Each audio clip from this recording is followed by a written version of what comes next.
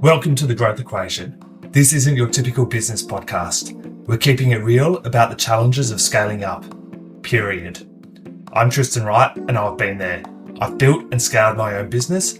I've sold it. I've learned a ton along the way. Now I'm bringing you the no BS stories of founders who are in the trenches right now, navigating that messy middle. We're talking advertising, marketing, design, creative, branding, the whole 9 yards. Doesn't matter if you're a solopreneur or running a team of 100. Everyone's got a secret sauce, that thing that makes them different, better. We're going to uncover it. So grab a coffee and let's get real. Today we're talking to Steve Mills from High Production Practice or Mills Motion. Steve, welcome. Thanks for having us, Tristan. I'm excited to talk to you on this podcast. We've had a few good chats over the last couple of weeks, so I'm not going to ruin the surprise. I want you to introduce yourself and tell everyone about your backstory. Yeah, thanks so much. Look, we do some interesting stuff in the marketing agency space. You know, marketing agencies are a notoriously difficult space to exist in. It's constantly kind of working on performance, on your arbitrage, making sure that you're bringing value. But we've sort of carved out a bit of a niche in the dental and in the cosmetic space, which comes again with its own layers of unique complexities. Yeah, when you're working in medical and that type of stuff, again, it's just layers of interesting complexities of how do you operate in this space? How do you get outcomes for the clients while still being compliant, whilst doing it in a way that works for the customer, for the dentist. So yeah, it's been an interesting space, but kind of niche that we've found ourselves in is in the restorative teeth replacement space. And our unique approach is hosting seminars, online seminars on behalf of the clients to help them to attract educated and qualified prospective patients.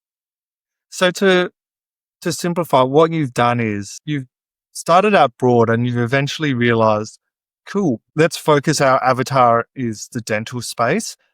And then you've niched down even further by working out what actually gets leads, which is online seminars effectively. So you were a full service or a broader marketing agency originally and niched until you've worked out what actually gets results and makes your clients money and makes you money.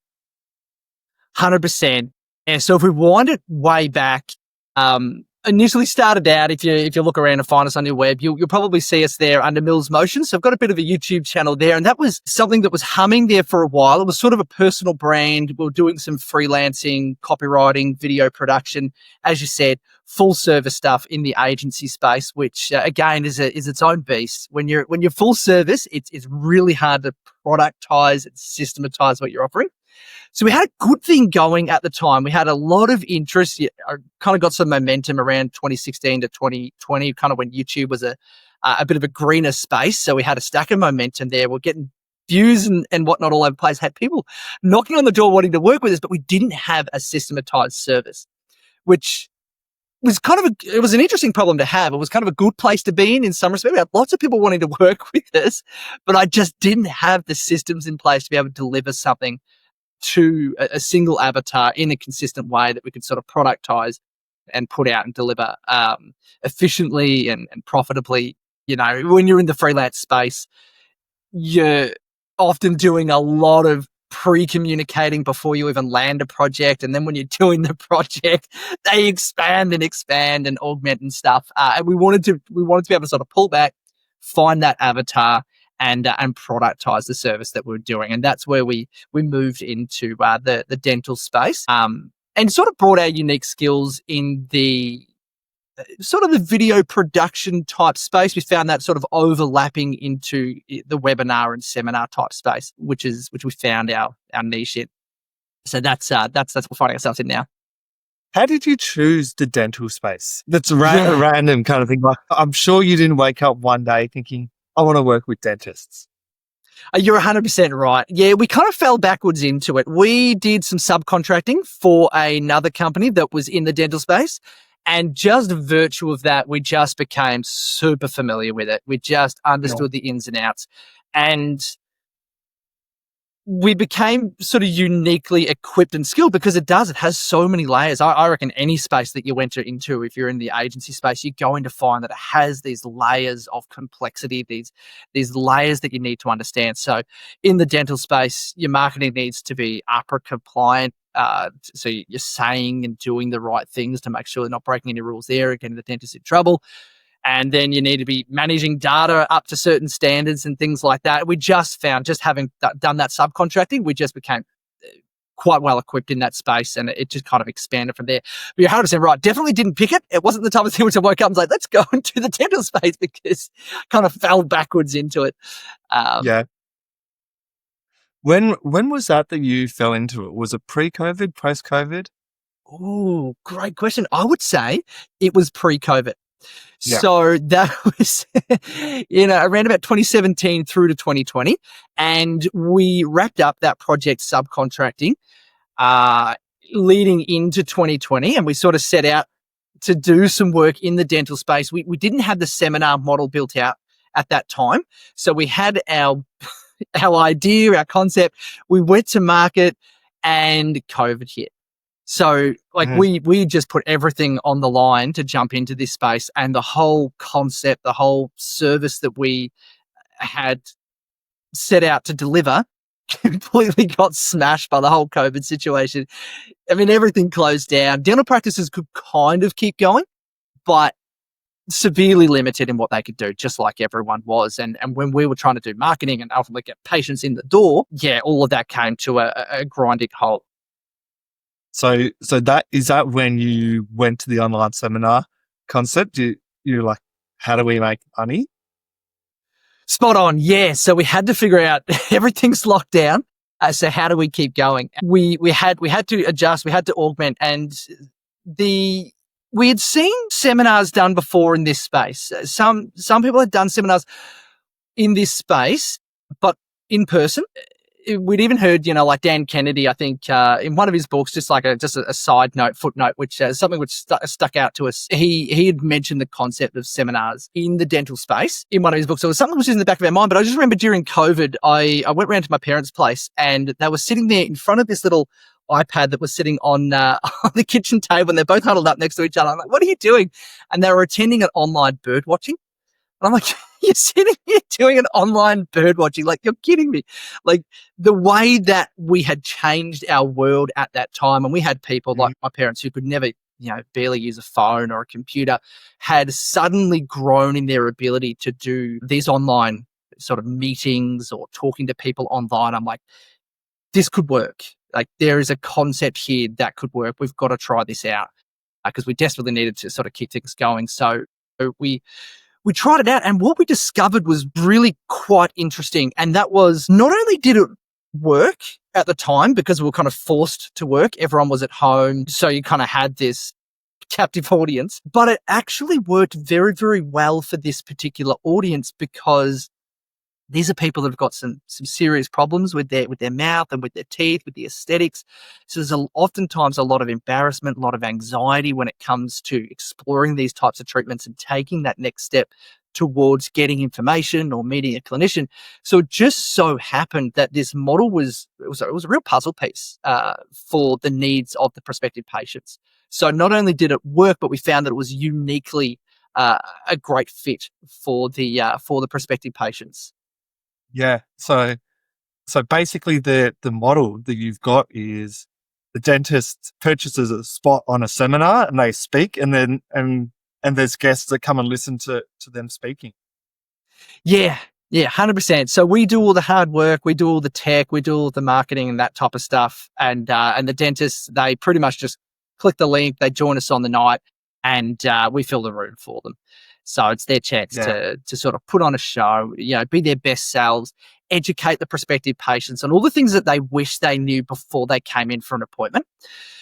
Because that's a constant thing. I mean, in the marketing space, especially in the lead generation space, I'd say in any industry, I'd say even more so in the dental industry, that is qualification of the leads, making sure they're good quality leads, they understand the product, they know, like, and trust the person that they're buying from, and they understand the costs as well. And I think that's relevant in every niche, but it's really exacerbated in the dental niche because the clinician is the person that they need to see for that first consultation. In other spaces, you can have a sales team doing the initial sales consultation, and they make the sale and they go through to someone who's delivering the service. In the dental space, that's not possible. It really needs to be the practicing clinician that needs to do that initial consult, and that's kind of the equivalent of a sales meeting to some degree. I sort of hate to think of it like that in the medical space, but it really is that first consult. Trouble is, their time is extremely valuable. So we've got some clinicians who they break down how much their per hour is worth, and they're $600 to $900 per hour of their time. So qualification, education of the people that we send through, or that they're getting through for that initial consult with their marketing, really needs to have a high standard. Yeah. And that's kind of where this overlapped in having that unique value. And this is the only way that they can this is effectively the only way they can do a one-to-many sales consult. 100%. Yeah. Yeah. Because that's the other thing. When their time is this much, it's like to have 30 of those conversations or 100 of those conversations with people just to get them up to speed, just to show them what the prospective treatments are and the costs are, takes so much time. We're able to pack them all into one room, do it all online, and speed up that process. So how has your business been able to scale? Like, so you found one prospect. Where is it?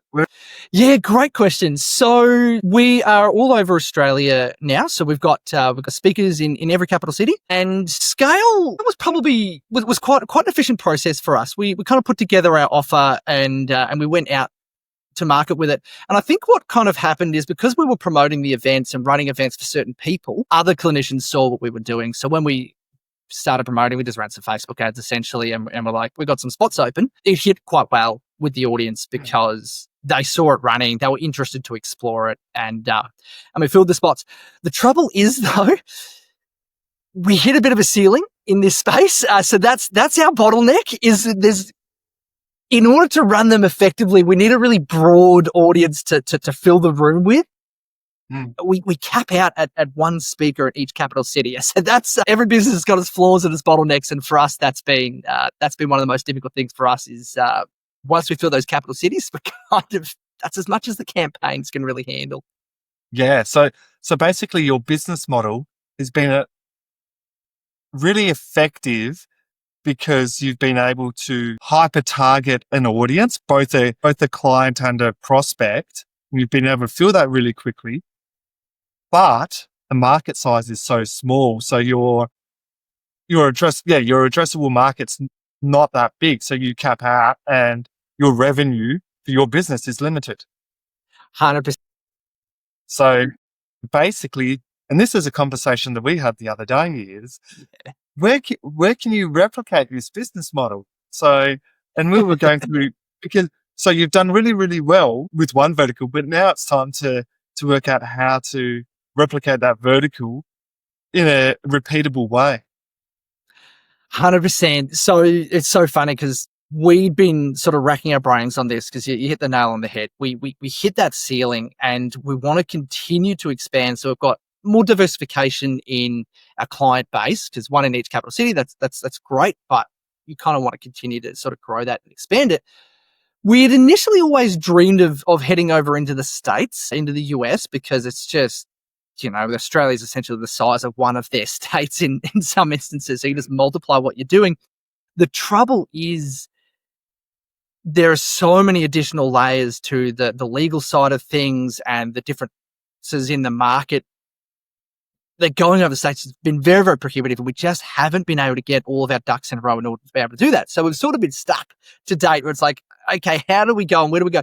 So we started exploring other industries, but it really needs, for what we deliver, to have certain economic factors, certain unique values, and for the prospective patients or the prospective customers to be relevant for. So we've been looking at other industries. I actually hadn't cracked anything yet, although we were chatting the other day, Tristan.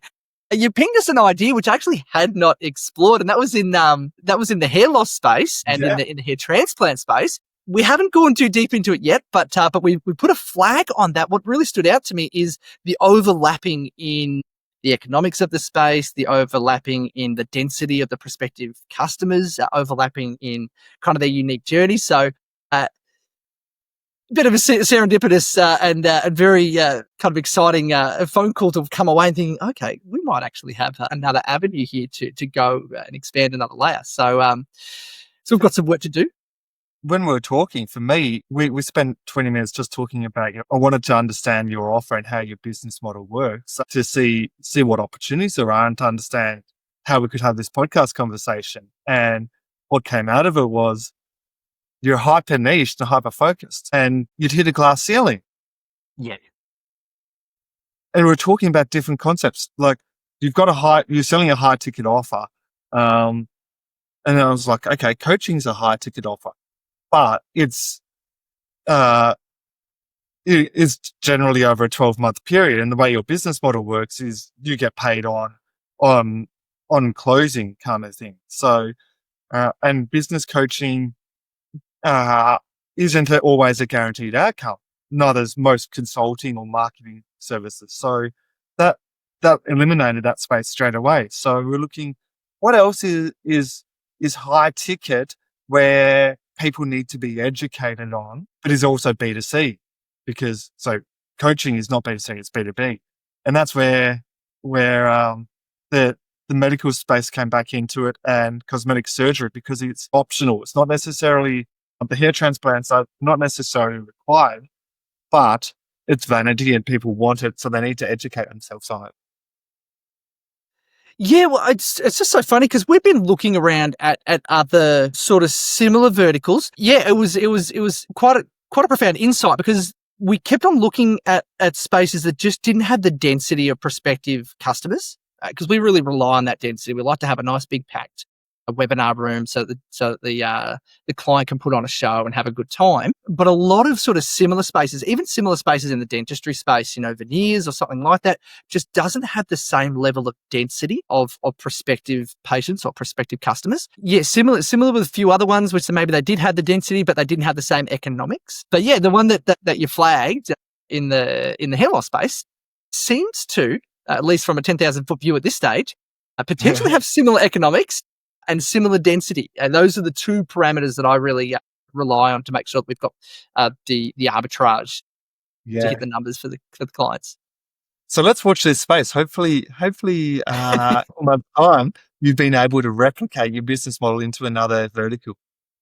That would be so much fun, because yeah, we love what we do, but as you said, that glass ceiling, it's great.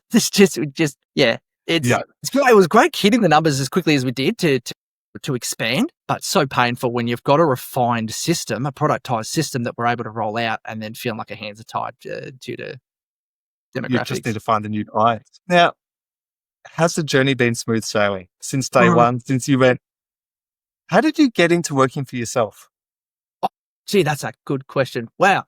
Well, it all started with the freelance back in the day, and that was, I suppose, probably typical entrepreneur kind of journey. You want that freedom, you sort of dream of that freedom, and then with that freedom comes responsibility and comes all the pain of the ups and downs of business and lack of security. So there's definitely been some really beautiful elements to it, but I think, those ups and downs of the entire journey has been wild. So whether that was back in the freelance space, freelance is very feast and famine, because you're doing everything custom by hand. So you go, you do the work, you get customers on, you feel on top of the world. 2 months later, or whatever it takes to deliver the outcomes, suddenly you're in famine mode again, and you got to go on the hunt, find someone else, and just those emotions of the ups and downs is horrible.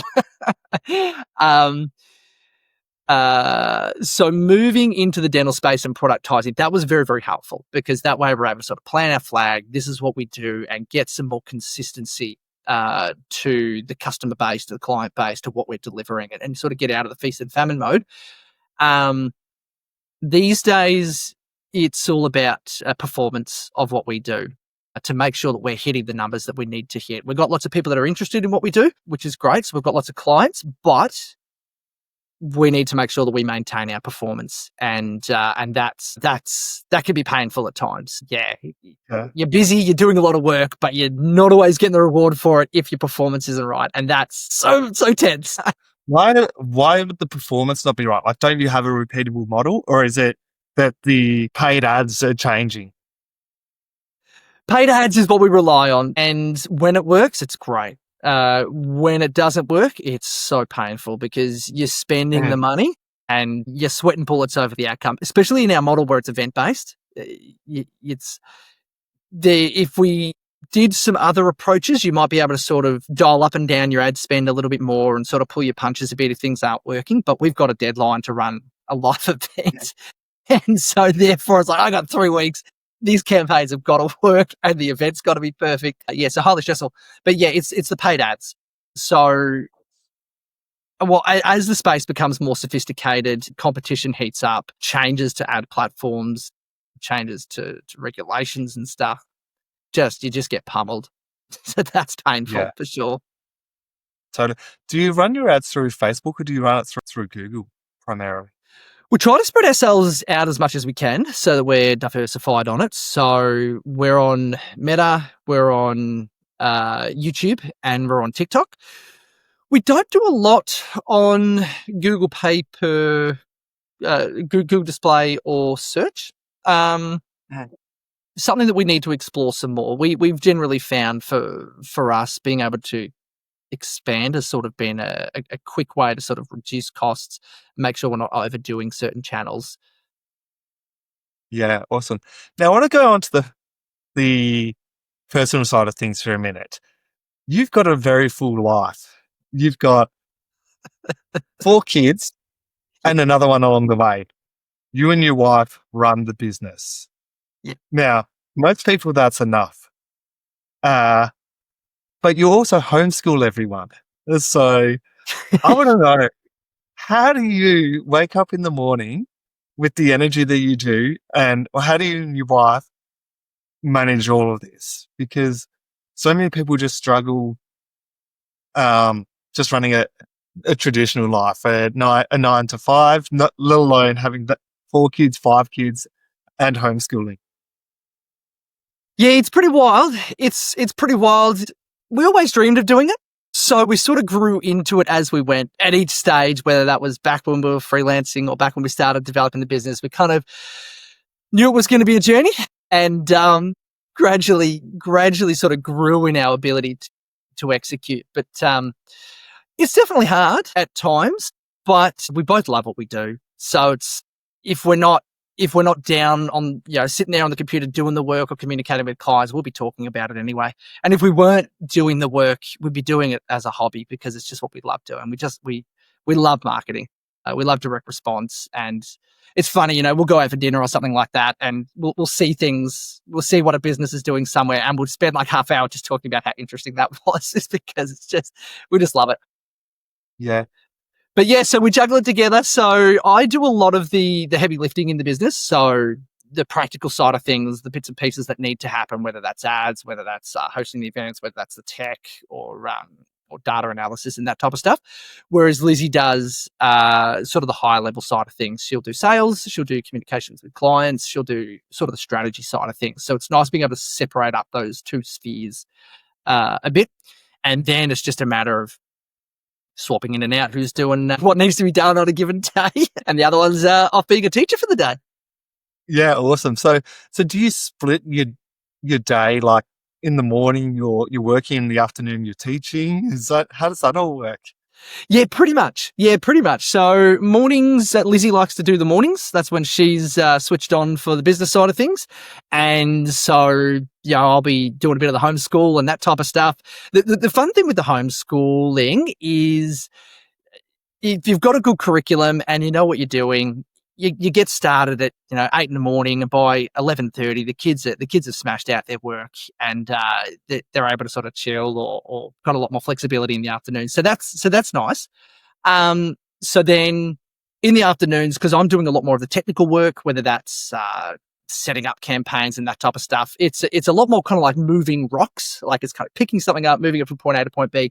So I'm able to tackle the afternoon shift essentially on the business. You can go all the way to the evening. It's a different part of the brain. So so it's a bit of a juggle, but we got a great team. Yeah, that's awesome. That's awesome. What's one thing you wish you knew 5 years ago when setting up the business but didn't know?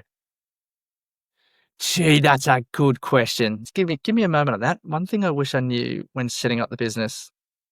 Gee, I could probably give you 40 things that I wish I knew. Look, at every turn, hindsight's always quite a painful thing. You don't always know the value of what you have at the time. And I think at each stage in our journey, I've underestimated the value of what we have, the value of what we've built, the value of what we're doing. And I think it's resulted in us sort of pulling our punches a bit in the space that we're working in. I'm kind of, between Lizzie and I'm sort of the, I'm the pessimist kind of realist on things, whereas Lizzie is the eternal optimist. And you need that. You've got to be optimistic. You've got to be able to see the value of what you're doing.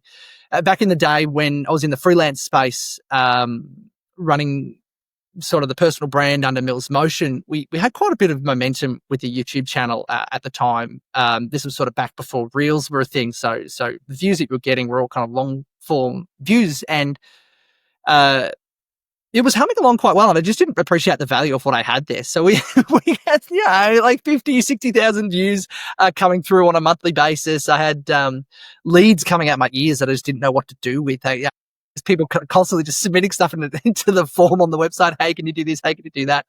And I didn't appreciate the value of what I had at the time. I just sort of sat there just confused and didn't know what to do with it. It sort of lacked a vision to do something with it. And just in hindsight, I'm like, well, I just didn't appreciate the value of what was there and didn't really use it at the time. And that kind of springs off it makes me think of a few different things. I think at the time, having a more optimistic mindset to be able to sort of see the opportunities that are there and leverage the opportunities that are there rather than being eternally pessimistic about things. But I think also the value of sort of the space that you're in, but it's something that Liz and I have been talking about lately, and that is a value of getting outside input, whether that's coaching, whether that's learning from other people, colleagues and things like that, but being able to see beyond the things that you can see yourself. Because I look back and I'm like, man, I could have done more at each stage in the journey. And I don't want that to be the case with the stage that we're in now, because you just can't see beyond what's in your own head sometimes. Yeah. So it's helpful getting that outside influence, even if it's just them questioning you and just having a look at it from a totally different direction. Yeah, 100%. Yeah, because at each stage in our journey, I look back as a more experienced me, and I'm like, if I'd only known, I would have done X, Y, and Z, and things would have caused a whole lot less pain. Be able to tap into someone else that has gone through the pain or can see from outside of your little bubble.